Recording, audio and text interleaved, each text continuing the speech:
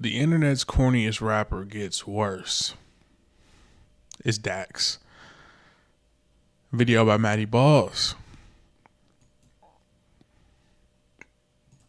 It all started back in 2016 when Dax dropped his first song on YouTube. Well, sort of. The song was called One Dance Spoken Word, and like it says in the title, it was more of a spoken word than a true rap song. Throughout 2016, Dax continued to release more songs, spoken words, and also remixes of other songs, which did especially well. These included. So now that I think about it, bro, like I knew he was the one doing all the parody stuff, but I really just was not that into this when it was dropping. Like as like on his rise, like I would see who he is. I knew who he was on the internet.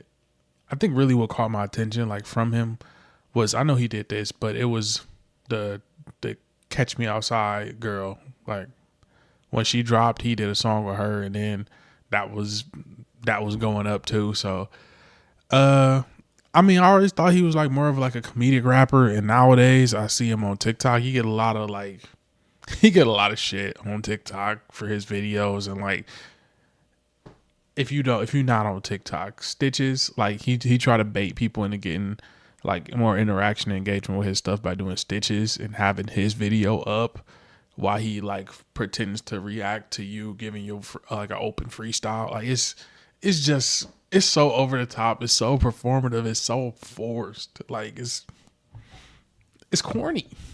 His renditions of songs like Designer's Timmy Turner, which he changed to Hilly Hilly Clinton, and Foster the People's Pumped Up Kicks, which he made a Hooper version of. But Dax really got his big break in 2017 following the release of his song Cash Me Outside. The track was a play on the extreme. Ah, see, he gave. Okay.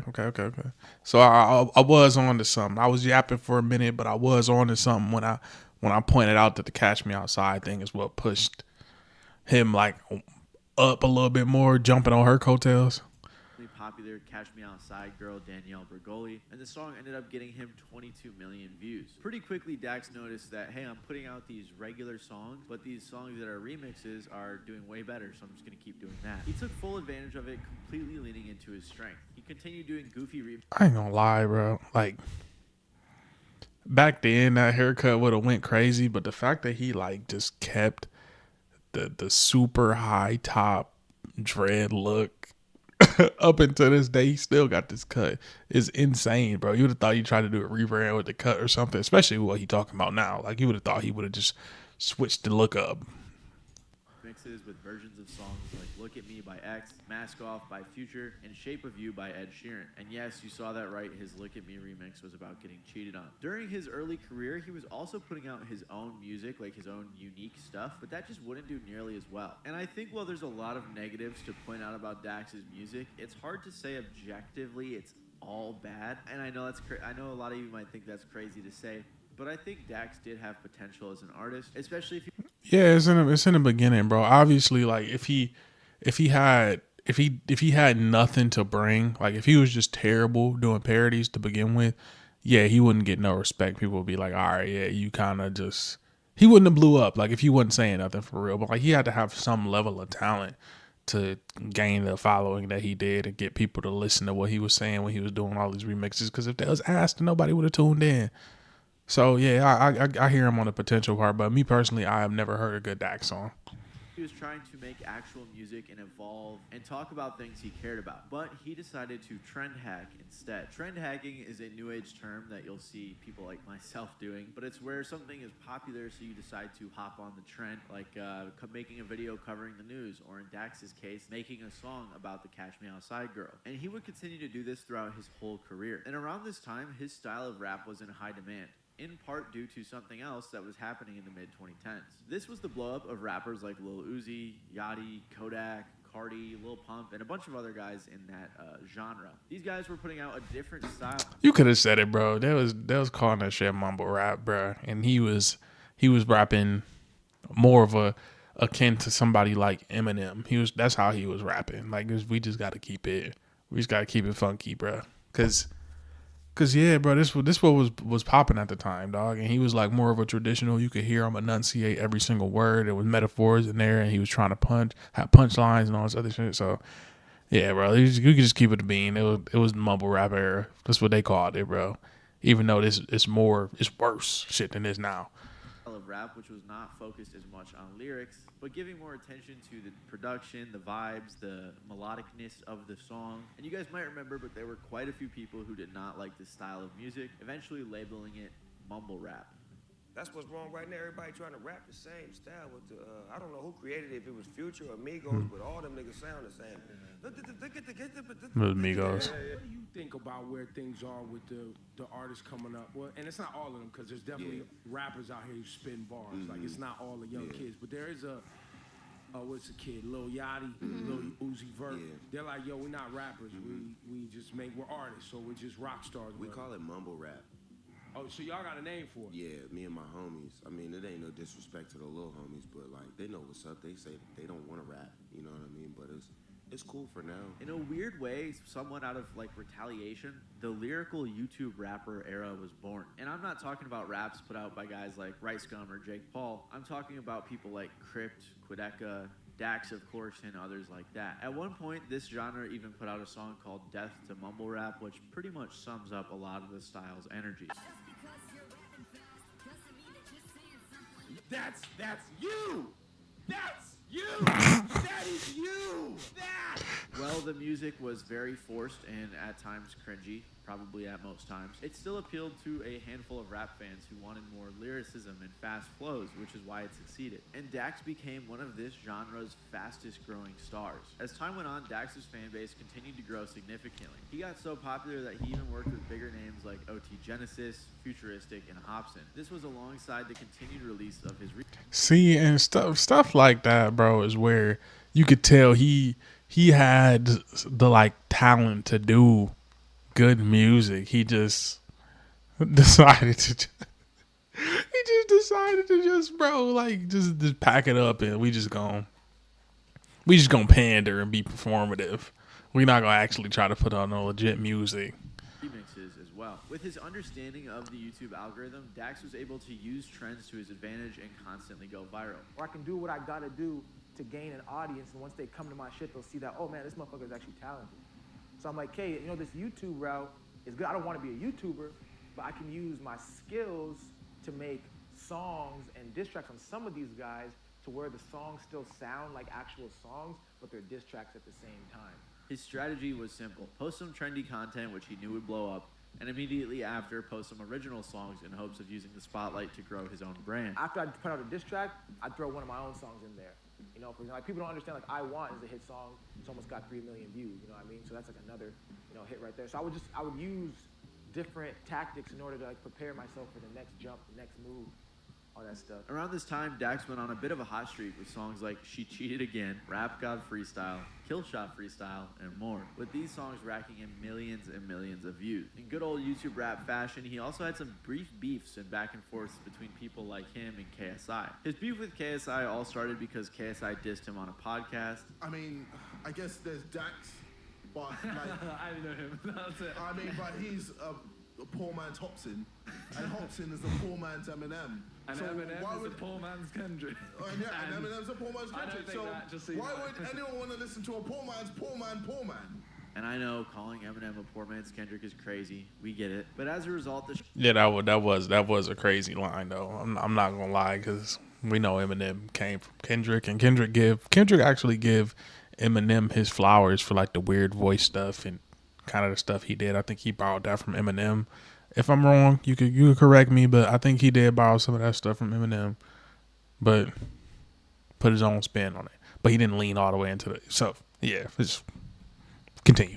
shots they took at each other during their beef grew Dax's following even further and got him more attention. All of these views and all of this attention appeared to go to Dax's head though, because in 2019 he stirred up some beef with a fellow YouTube rapper, which worsened the public's opinion on Dax. In January of 2019, a song called Four Horsemen with a YouTube rapper named Crypt, Dax, Quidecca, and Screw was released. The track was a hit among their fans. But little did they know that behind the scenes, Dax felt as if he was on a whole nother level compared to the guys on the song. He even went as far as adding a little sneak diss in the verse where he says, 3 people on a song with the GOAT. About a month later, Crypt exposed Dax for his verse's laziness and how fake he was behind others' backs, especially with Dax's real thoughts that the song was whack. And the thing that irritates me the most is that he said he didn't like the song or believe in it at all. Even though he's telling me in messages that it's fire and that it's legendary, he's excited for the video to drop, send me the song so I can put it in my drive, but then behind my back saying that he doesn't like the song at all, doesn't believe in it, the video and audio is not at the quality and all this other shit. It's like, bro, if you don't like the fucking song.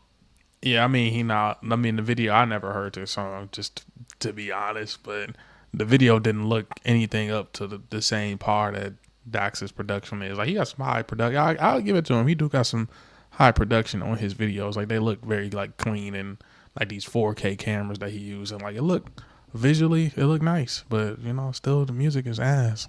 Tell me. People weren't too fond of the guy who seemed to be a motivational, nice guy, acting like this behind the scenes, and people became much more critical of Dax as well. They started honing in on cocky lines in his songs, like when he said, I promise I'm gonna be one of the biggest in about a year. I promise I'll win a Grammy. I promise I'll win an Oscar. But still, this was all just in the YouTube rap scene, which was relatively small with not a lot of involvement with mainstream artists. And the cockiness must have gone to Dax's head because he felt he could take a shot at Tory Lanez. It wasn't completely without reason though, since Tory tweeted out that he was the best rapper alive and that he would body anyone else out. Dax viewed this tweet as a challenge and in turn released his diss track called I'm Not Joyner or Don Q. Honestly, this track sums up the YouTube rap era's energy pretty well because Dax was criticizing Tory for not making music about anything of substance, and obviously this didn't sit right with Tory. So when he ended up running into Dax outside of a club, he pressed him, forcing him to apologize. Come here, this shit, or this shit's not gonna end, my nigga. Or this shit's not. Every time I watch this clip, bro, it just sound like a dad talking to his son. Like, what do you mean? Come here. It's not gonna end, bro. Like, hell no, bro. You did. And Dax, bro. I get it, man. But like, it just sounds like a dad like scolding his son, like whooping his ass. Come here. Stop crying and apologize if I give you something. Bro, don't it? Am I tripping, or do it just sound like a dad scolding his son? I'm gonna end. Apologize, bro. Are you? Apologize for what you did in school. Or I'm gonna keep whooping your ass. It just sounds like a father talking to his son. And then how he responds is just like, I mean, you already done beat my ass, bro. I'm not saying sorry to you, bro. Fuck you. Tory Lane, whoop my ass. My ass already beat. You got me on camera. I'm like, shit, you got it today, but I ain't apologizing to you, man. Hell no. You know what's going on. Apologize, my nigga. Apologize, nigga. I got you, bro. Apologize, nigga. I got you, man. Say sorry, nigga. My bad for Say sorry, nigga. Sorry, all right, bet. I got you. This whole ordeal was obviously pretty embarrassing for Dax and left him with his pride hurt after apologizing to Tory. Later on, they were both interviewed about the run-in where Dax provided his side of the story. So what was going through your head when he was like telling you to apologize? Because that must This have is felt what was like going through my head. And I think obviously, this you're is not the- really sorry. So that's the You know what first I mean? important thing. This is what's going through my head. I've always told myself, like, I'm never gonna let social media make me make dumb decisions. You know, I had done getting hit in the club. I had already sprinted a half fucking marathon. The world wants me to be a big dude and be like, nah, fuck you. But I'll be like, you know what? I gotta go home to my family and shit. I'm like, all right, bro, my bad. Say sorry, all right, bro, sorry. And then the shit. I mean, it was over after that. Like, he better than a lot of people because pride will get you killed. Pride will get you killed, but you already beat my ass. Like, where are your homies at? Like, why is you by yourself and you this much of a public figure? That's what I always ask. I can't go nowhere by myself. I can't go like if we going out, I'm not. You would have never caught me just on my own, or else you would have just had to get all of us, or at least have some fire, some protection, something on you, bruh. Because the way he talk about it is like he got jumped, and I'm like, you being outnumbered is crazy. You don't ever know what somebody could do to you out here. And you talking crazy about people, so you know what I'm saying. You would think you'll have some people around you, like how he has some people with him. But all in all, it's not that bad of a situation because he walked away with it alive. They both alive and with their freedom. Well, Tory's freedom at the moment, we know he locked up. So, hey, It was over. Right. And I encourage I personally think Tory Lanez is tripping. It wasn't that serious for him to go like whoop him. Like Dax look harmless. anybody in that situation to do the same thing. I'm gonna teach my son the same thing, because at the end of the day, man, social media is convincing too many people to act tough when they don't need to, and the same people that are telling you to act tough are the same people who will be saying R.I.P. And that, oh, you should have just let it go. The situation Yeah, left I think- many people divided, but regardless, since Dax wasn't a mainstream artist, most people who knew about him only knew him from the Tory run-in. And to make things worse, Dax claimed he was jumped in interviews, but Tory dispelled these rumors, claiming they were excuses to save his reputation. And it didn't seem to work, because even big names like Nav were calling him corny. Most people would call Nav corny, so to have the corny guy call you corny, I mean, it's just a lot of corniness at this point. Nah, I can't. Nah, I just can't. It's like, come on, bro, this is corny. Ain't this the guy that said sorry to Tory Lanez or something? He looks so familiar. There it is. He's crying over a girl that left him for another dude. You're an artist, bro.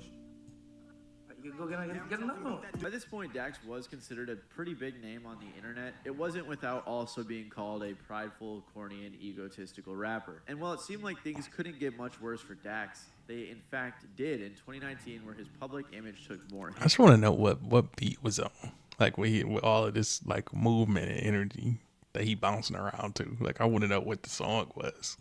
In 2019, the YouTuber Progress dropped a video titled Dax Stole a Lil Peep Verse and More. In this video, he broke down how Dax's song, Not Tonight, featuring Lil Peep, was actually stolen from the guy who owned the legal rights to it. Pretty much what happened was Dax wanted to feature on the song from the guy who owned it, but Dax said he needed the track with an open to get it through his management. Basically, an open means I need the song, but with a verse with no lyrics on it. And then what Dax did is he put his verse on the open spot, changed the beat a little bit, made some other changes, and put it out as his own song. This was especially a bad look since he was trying to leverage Lil Peep's death for more attention. During this whole affair, Dax went as far as stealing clips from old Peep videos, putting them in his own music video to make it look as if this was a collaboration, when obviously it was far from a collaboration. Shortly after dropping it though, the video was taken down, likely for copyright or maybe even for straight up hate. And this entire debacle was mostly forgotten about until Progress dropped the video covering it. As Blaine told me directly, and other screenshots out there from others involved show, Dax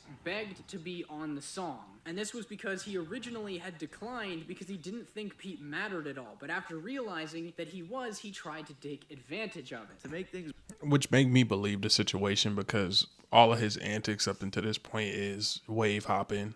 And at the time, you know, that Sad Boy era when Peep was on and Juice was on and X was on, that wave of music was what was going on. So when he passed, yeah, you know how it is when a rapper or musician passed, their music start trending crazy. So given his track record, something's trending, Dax is on that. So I believe his actions was very intentional in what he did.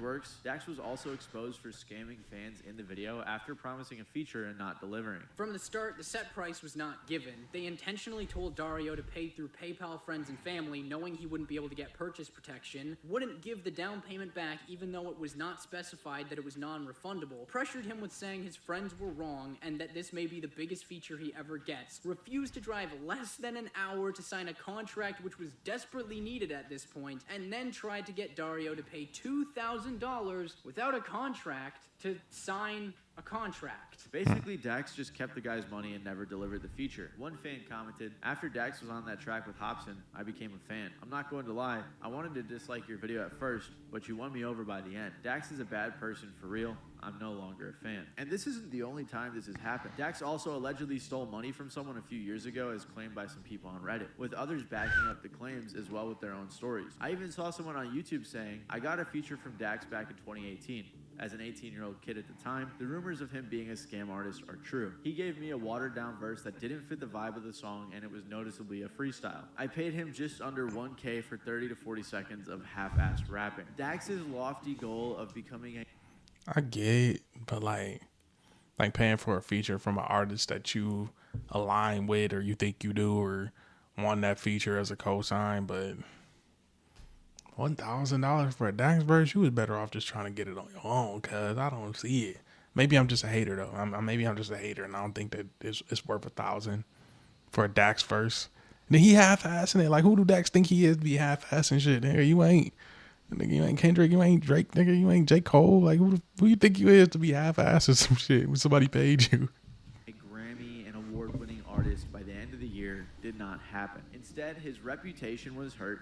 He was labeled as cocky. He got embarrassed by Tory Lanez, clowned on by Nav, exposed for scamming and stealing, tried to profit off of Lil Peep's death, and these are only the bigger things. The YouTube rap era was slowly falling apart, and Dax's music was losing an audience to listen to it. He desperately needed something to change in his career for him to recover, so that's what he did. Through the years, Dax was able to amass a core fan base large enough to still pull in millions of views for himself. He eventually released the EP I'll Say It For You and got some solid streaming numbers. The reason is because, like we discussed earlier, Dax decided to trend hack yet again, making more melodic music that fit the time. He had a few songs where he jacked other rappers' styles, but this one was a pretty blatant Rod Wave copy.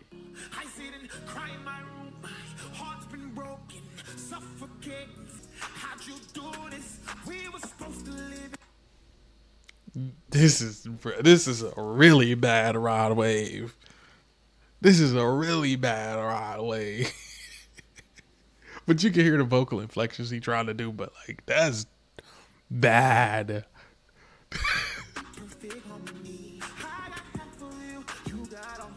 In 2021, he dropped his album Pain Paints Paintings. On Rate Your Music, it got a 1.2 out of 5 from 112 ratings. Jeez, and on Album of the that's Year, brutal. it got a 17 out of 100 from 108 ratings. It had reviews like, as expected, corny and unlikable garbage. Good job, Dax, you clout-chasing numbnut. And I promise this is the worst album I have ever heard. Regardless, though, this wasn't the end. Dax continued to keep doing things that only further cemented his corny nature to people outside of his fan base. Like in 2022 when he started doing the open verse challenge for...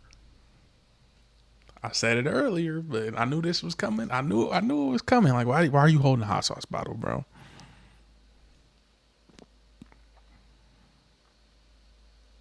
Why? This shit is so annoying, and like people was actually participating. I know it's probably just for clicks and views and they trying to get on, but like not this way, bro. For his goofy song Joker.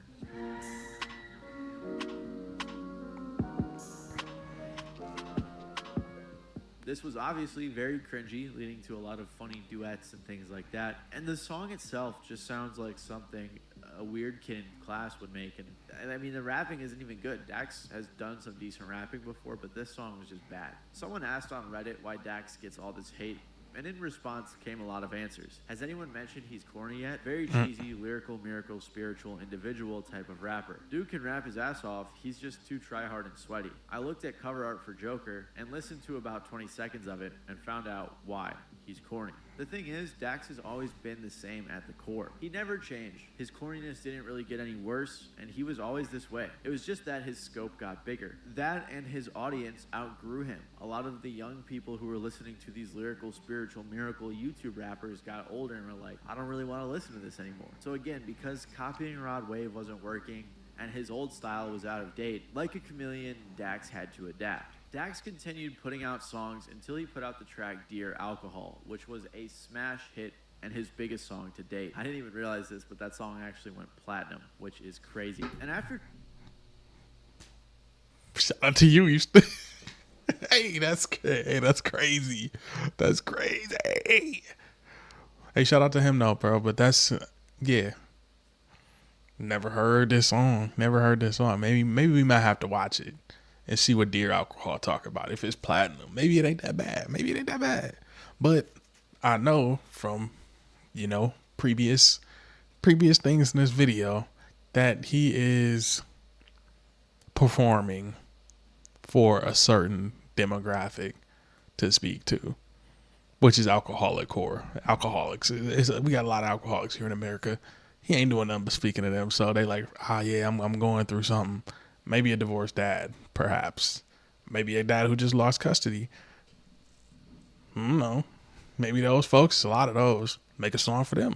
Dropping Dear Alcohol, there was clearly a major shift in Dax's attitude towards the music industry. Sure, he had done the emotional sort of songs before, but nothing had hit this hard, and I bet he was wondering why. Well, it was for a couple of reasons. First of all, the music itself was a bit more country-esque, stepping outside of his comfort zone and likely attracting a new audience. which is interesting to note because he only started making country once country started hitting the charts again like crazy. Second, this song had a very specific target audience, and that was people who struggled with alcoholism. I'm guessing that Dax figured out that making songs about sensitive issues for groups of people who struggle with certain things was the method, so he kept doing it. Do you have depression? Don't worry, Dax has a song about it. Are you a man who struggles with mental health but feel like you can't talk about it to others because you're a man? Well, Dax has you covered. Are you a Christian who feels that the world is It's just so falling on the apart? Well, nose. Dax has a song for you. Are you someone who is lonely and on a dirt road? I don't know, but Dax has a song about it. Are you an insecure man who thinks all women are out to get you? Dax has a song for you.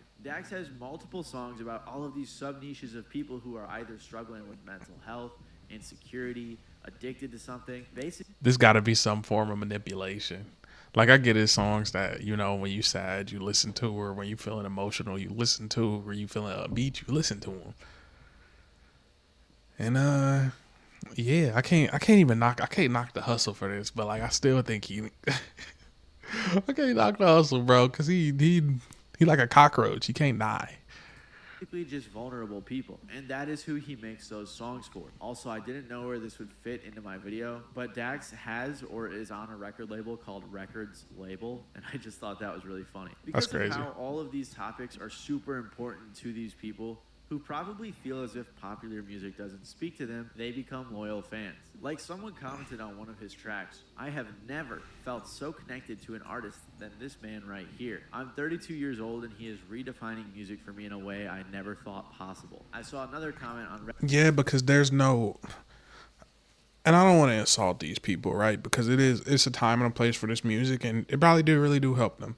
But when I know where it's coming from and the reasoning behind the music, and he probably really just don't care about that much about these subgroups of people that are going through these things, that's where I'm kind of like, this got to be some type of manipulation, that he just making $1 off your pain, and he probably not going through any of those things. I'm pretty sure he been doing good on YouTube for like years now. Let's be quite honest. He ain't really probably struggling with being a man or providing for nobody, bro. Do he got a family?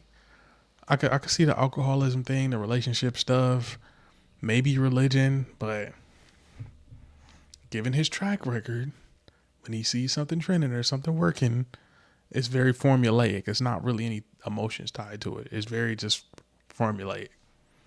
Reddit that said, getting mainstream play as a rapper becomes exceedingly difficult when your entire discography revolves around the themes that Dax raps about. Few rappers today find success rapping about family, God, mental health, and substance use, let alone venturing into country music like Dax. Well, people will talk about things like this. It's just in a more stylized version, or it's just not, you know, like they said, it's not mainstream to talk about this. Like when Taylor Swift get on there and have an emotional song, or Morgan Wallen or something have an emotional song, it ain't as on the nose as this. Some of them might be, but like he's directly talking to you. He's directly talking about that thing in a song. It's not like a verse or something else, or, you know. But hey, what do I know? Maybe this is it just hits that demographic. Definitely a weird post, but there's a lot of people that feel this way about Dax's music. They feel as if he's the only person speaking on mental health, their family, or addiction, when that simply isn't the case. His comments are the type of people that are like, I'm 23 and I don't know how to explain these feelings I have. Thank you, Dax, lyrical genius. You're helping generations more than you think. Or military for 17 years and every song hits home. Just wanted to say these are spreading like a wildfire here amongst my friends. He even gets the type of like classic YouTube comment that's no naked women, no drugs, no guns, no alcohol, just raw talent, like that type of stuff. And I'm not sure how many of these comments are real. I'm sure a chunk of them are bots, but they are all just like this. Regardless, the vibe I've got. Pretty sure some of them might be, or like a good portion of them is real. We don't know. People buying streams, so yeah, you could buy comments, but yeah, it's this seems probably like specific people who don't necessarily like secular music, and they just find comfort in this because of those things that he just said, which is a niche, probably 40s, 50s, dad core that don't want to listen to mainstream stuff like that. Like that's what it gotta be. Just dad hope core depressing. Well, not depressing. Maybe depressed. I don't know. Going through struggles where this music actually helped them. But like I said, I think he just taking advantage of them. From these comments is that his fans feel like popular music doesn't speak to them. And I don't think that's the case. I mean, listen to Swimming Pools by Kendrick Lamar. It is literally about alcoholism and peer pressure from your friends and family. And that song... But this is what I'm talking about though. Like, it's not, I feel like this is like, though, people who listen to this song like that, they not gonna listen to it for the metaphors, and they actually gonna think about, like, it sounds too fun, if I want to be quite honest.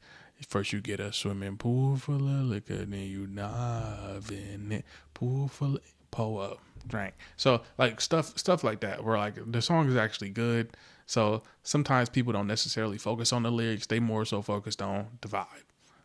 And with he strips the vibe away from the song. So you going directly into what he talking about. No metaphors, no style, no nothing. And like, maybe I need to watch more Dax videos on here so I could explain it and compare and contrast it. But like, there's layers to it that people necessarily don't want to peel back. So when they cut on a Dax song and it's straight to the point and the title is right there for you, like where it's just depression or talk to God or dear alcohol, stuff like that, is very easy to digest. The song wasn't too on the nose or corny. It was a good song that sounded great and did numbers. So maybe it's because that song wasn't super direct, like it wasn't literally titled Dear Alcohol. Maybe Dax fans don't realize that there are better sounding songs out there about these topics. Or maybe they can't understand the lyrics. I don't know. And I'm not trying to make fun of his fans here, but I am curious as... And I don't think they want to look for it. So if you go to his stuff where everything is direct, again, it's not hard to find. Because if you just go to Kendrick's discography and he cut it on one song where you get Dodger Blue or you get Luther, when you're looking for something akin to Swimming Pools or Father Figures, I think that's the name of the song, where he's talking about his dad or dads in general and dad issues and things like that and family. So I get it. Sometimes that stuff is just, people can't find it easily. And if you was to go to Dax YouTube, because the songs are very direct and the titles are very direct, it's easy to get to. You don't have to do no searching. It's right there. To how some of these people think that Dax is the only option when it comes to this sort of music. And when I think about it, the only possible explanation that I can think of is the fact that they don't realize or understand that a lot of popular artists talk about these things as well. Regardless, Dax has clearly realized that there is a decent-sized audience of people out there who are struggling with all sorts of things and feel like no one is speaking to their problems, even if there are people talking about that stuff and they don't realize it. So Dax decides to do it himself. I think a great example of this is his song Lonely Dirt Road. The lyrics go, "I needed somewhere to take my mistakes. I didn't want my family to see me cry. They'll never know I'm carrying all of this weight, dealing with the pressure of trying to provide." Who do you think this appeals to?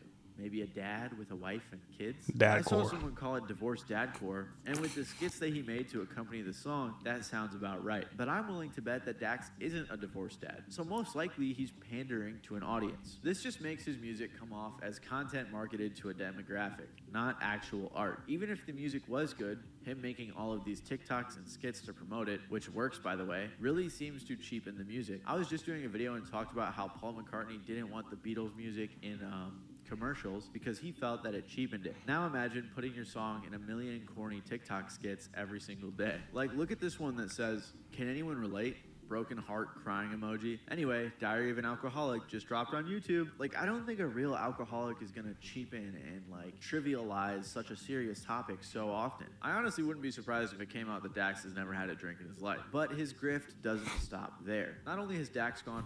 I'm pretty sure he's drank, but like not to this extent that he doing. Like I just said, it's a performance, and we just showed this on TikTok and it's being promoted.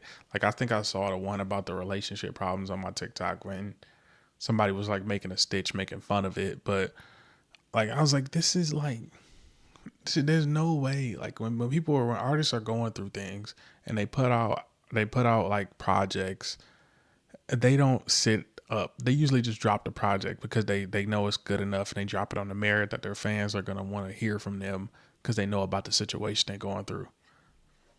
And they expect the fans to just going to the music. When Beyonce was going through the stuff with Jay-Z and Lemonade came out, everybody was looking for it in the music, So that's just what it is. Artists have a baby, talking about motherhood, fatherhood, all this other stuff, have a divorce, lose somebody, they're looking for it in the music. And they don't post TikToks about that song.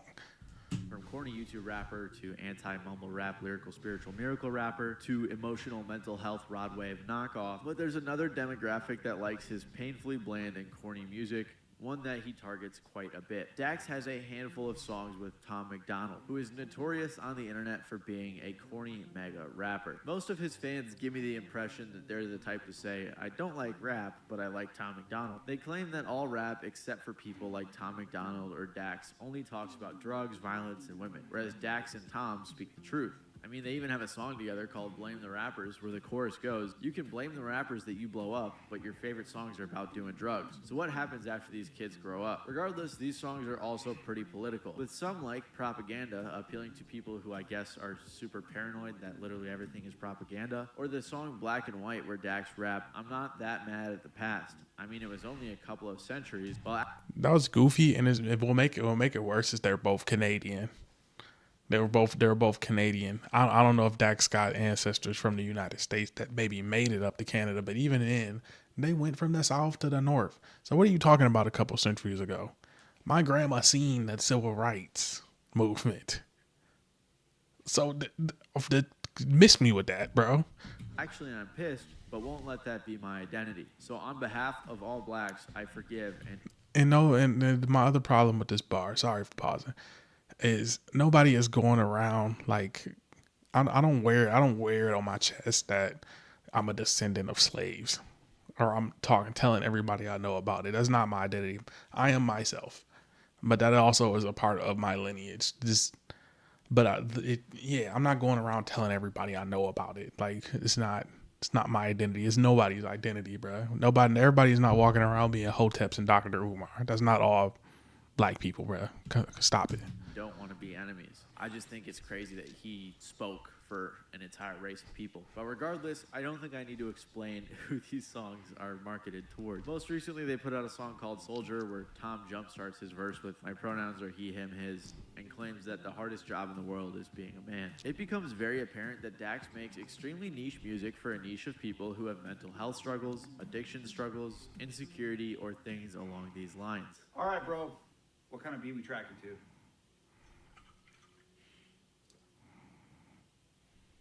Bro, are you okay? Yeah, just going through a lot lately. You can talk to me. It's so like, I know it's a script, but like terrible acting, bro. That's why I don't believe anything that come out of their mouth. Is it a girl? Family stuff? No. Like the cartoonish bottle of Jack Daniels. Who do we know? Who was Jack Daniels synonymous with? If I don't want to say Henny because black people don't move from Henny to tequila, but who is whiskey synonymous with? Y'all answer me that in the comments. Work, your job. Honestly, there's nothing you can do, man. Just load up a sad beat and let me get this off my chest, alright? What Dax is doing now is really no different than when he was just remixing songs or jacking other artists' styles, like the Rod Wave song. The problem with Dax is that he isn't an artist. He doesn't have his own style.